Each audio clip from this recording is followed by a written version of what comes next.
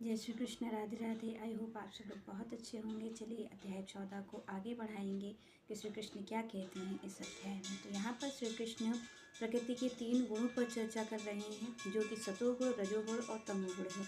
तो यहाँ पर श्री कृष्ण बता रहे हैं कि जो जीव है वो पूर्णतः स्वतंत्र है, पर स्वतंत्र होने के बाद भी वो किस तरीके से आकर के और इस प्रकृति में बंध जाता है, किस तरीके से आकर के वो इन कार्यों को करने लग जाता है। क्योंकि आप और हम ये समझते हैं कि ये जो अच्छा कार्य है, बुरा कार्य है, शायद ये करने वाला जीव है। तो यहाँ पर स्पष्ट श्री कृष्ण बता रहे हैं इस श्लोक में कि आखिर करता है कौन। आप कार्य करते हैं, हम कार्य करते हैं, या फिर भगवान कार्य करते हैं, या फिर भगवान की माया कार्य करती है। तो यहाँ पर श्री कृष्ण इस श्लोक के माध्यम से बता देंगे कि आखिर करता कौन है। तो यहाँ पर श्री कृष्ण कहते हैं, न अन्यम गुणे विकर्तारम यदा दृष्टा अनुपश्यति गुणेभ्यः च परम वेत्ति मत भावम स अधिगच्छति। यहाँ पर श्री कृष्ण कह रहे हैं कि यहाँ पर श्री कृष्ण का नान्यम, नान्यम मतलब भगवान कह रहे हैं कि कोई अन्य नहीं है। तो यहाँ पर श्री कृष्ण स्पष्ट रूप से कह रहे हैं कि नान्यम गुणेभ्य कर्तारम। यहाँ पर भगवान ने कहा कि कोई भी दूसरा कर्ता नहीं है, कोई अन्य कर्ता नहीं है। तो कौन है कर्ता? तो यहाँ पर भगवान कह रहे हैं कि न अन्यम गुणेभ्य कर्तारम यदा दृष्टा अनुपस्थिति गुणेभ्य च परम वेत्ति मत भावम सा अधिगच्छति। यहाँ पर भगवान कह रहे हैं कि भाई कर्ता केवल और केवल ये 3 गुण ही हैं और दूसरा कोई कर्ता नहीं है। क्योंकि आप और हमें लगता है ना कि ये अच्छा कार्य हमने कर दिया है, ये बुरा कार्य इसने कर दिया, इस कार्य को इसने क्यों कर दिया था। तो आप और हम देखें तो इसी माया में ही तो आप और बंधे हुए हैं। या तो हमें किसी का सुख प्रसन्न कर रहा है, या किसी का दिया हुआ दुख हमें परेशान करता है। तो आप और हम देखें तो हम इसी चीज़ से बंधे हुए हैं। भगवान ने स्पष्ट रूप से कहा कि भाई कर्ता कोई और नहीं है। कर्ता कौन है? प्रकृति की ये 3 गुण ही करता है, यही कार्य करते हैं। आप और हम कार्य नहीं कर सकते। तो यहाँ पर भगवान ने कहा कि पर यहाँ पर श्री कृष्ण स्पष्ट रूप से कह रहे हैं कि है तो यही, सच तो यही है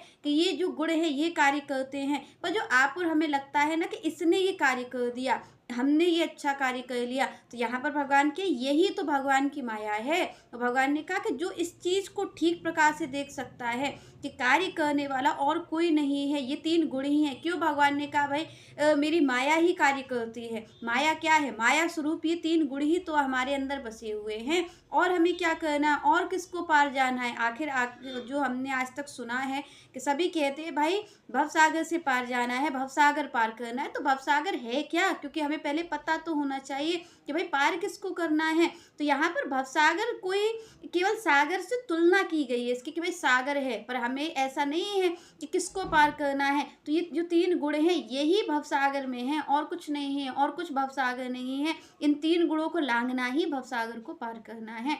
तो यहाँ पर श्री कृष्ण कहते हैं कि पहले आप समझ लो, आप और हम ये समझ लें कि आखिर कार्य करने वाला कौन है, कौन कार्य कर रहा है। क्योंकि आप और हम जो बंधे हुए हैं, आप और हम देखें जो बंधन है हमारे लिए, वो ये मोह का ही तो बंधन है। यही तो है जो कभी हमें लगता है कि भाई इसने सुख हमें दे दिया, इसने हमें दुख दे दिया। तो यही चीज़ में तो आप और हम बंधे हुए हैं, ये सुख दुख का ही तो ये बंधन हमें बांधे हुए हैं। किसके बीच हम लटके हुए? इन्हीं 2 के ही तो बीच लटके हुए हैं। कभी हमें सुख खुशी दे देता है, हमें थोड़े पल का जो सुख होता है वो हमें आनंद दे देता है, तो हम उसमें खुश हो जाते हैं। कोई दुखी कर देता है तो हम रोने लग जाते हैं। तो आप और हम अपने जीवन में देखें तो आखिर है क्या? तो हमारे जीवन में यही मिलेगा, सुख और दुख। या तो किसी को आने वाले सुख का है कि भाई मुझे ये सुख मिल जाएगा, या कोई पीड़ित हुआ बैठा हुआ है तो वो अपने भूत से परेशान है। कोई भविष्य के सुख के लिए परेशान हो रहा है, तो कोई बीते हुए अपने समय को याद करके दुखी हो रहा है। तो आप और हमारे जीवन में यही चीज़ है।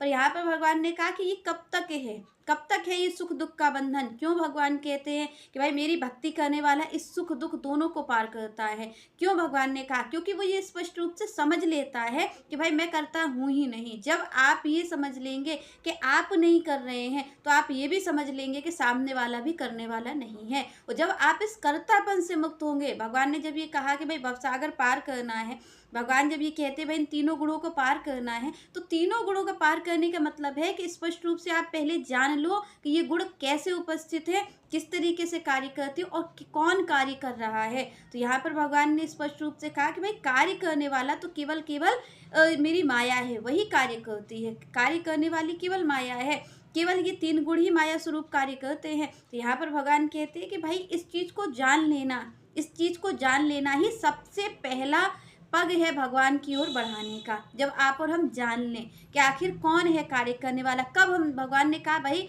कर्म प्रधान विश्व करी राखा, जो जस करहि तस फल चाखा। यहाँ पर भगवान कह रहे भाई जो जो अपने आप को ये कर्ता समझ रहा है वो तो इस कर्म के बंधन में बंधेगा ही बंधेगा, और जब तक ये कर्म का बीज खत्म नहीं होगा तब तक आप और हम इस आवागमन से मुक्त नहीं हो सकते। तो यहाँ पर भगवान स्पष्ट रूप से कहते हैं भाई आवागमन से मुक्त होने की विधि क्या है, जब आप अपने आप को कर्ता न समझें, क्योंकि हैं भी नहीं। आप और हम किस चीज़ से बंधे हुए हैं, ये वो बंधन है जो अगर देखा जाए तो नहीं भी बंधे हुए हैं, और अगर हम माया की ओर से देखते हैं तो हम बंधे हुए हैं, और अगर हम ज्ञान की दृष्टि से देखते हैं तो फिर आप और हमें कोई नहीं बांधे हुए। यही भगवान ने कहा कि भाई सबसे पहले आप और हम ये जान लें कि हम कर्ता नहीं हैं, तभी हम इस कर्तापन से मुक्त होंगे। जब तक कर्म का बीज डलता रहेगा तब तक फल आता ही रहेगा।